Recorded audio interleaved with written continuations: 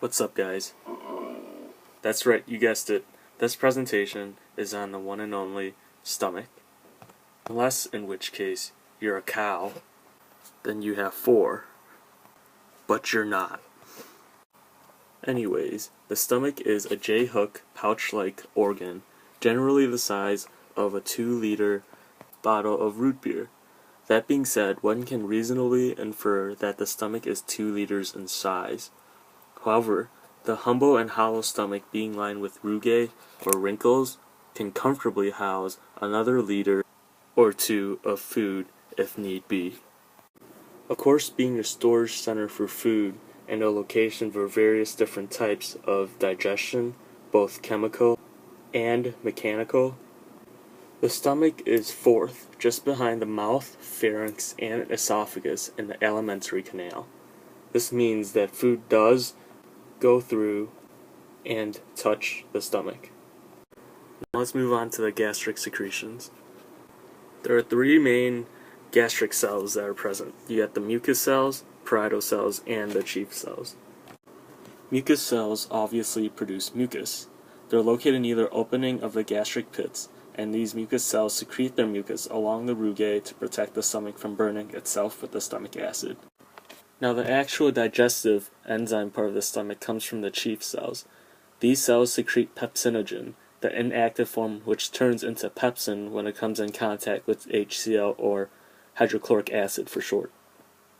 Now, where does this HCl come from?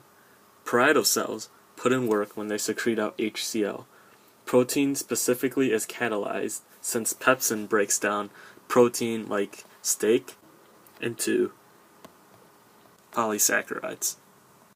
This is where HCl plays another role. Pepsin is most active in highly acidic environments. The combination of HCl and gastric juice provide for the optimal pH for pepsin to work at its best. Intrinsic factor is another secretion of the parietal cells. It is activated by HCl and is inhibited by alcohol, but when you're not intoxicated, this secretion helps absorb vitamin B12, an important vitamin to maintain memory. All 4 of these components, mucus, HCl, intrinsic factor, and pepsinogen, make up what is called the gastric juice, and this juice is constantly produced. It's produced even faster when you smell or even see appetizing food, or when you actually eat it. Your brain releases acetylcholine, which in turn stimulates your gastric gland to secrete an abundance of this juice. As another result of this, gastrin, which is a peptide hormone, is released, which increases the secretory activity in the gastric glands. So in all, the gastric juice is regulated by appetite and sensing of food. When the food leaves the stomach and the pH returns to the normal 2, the acid level in the stomach inhibits gastric juice secretion, and as a result, secretin, another hormone, inhibits gastric juice secretion. Now here are 2 pictures of the stomach. The one on the left is obviously diseased, with stomach cancer specifically, and the one on the right is healthy. The most common of problems in the stomach is a stomach ache. This is caused by bacteria or viruses getting into the stomach. It can be the result of not getting enough fiber or fluids in your diet, which results in constipation. The symptoms are pain and vomiting. To fix this, eating more fruit and veggies as well as staying hydrated will get rid of the pain soon enough. Another illness, like mentioned before, is dementia. It results from a lack of vitamin B12 because of the inhibition of the intrinsic factor.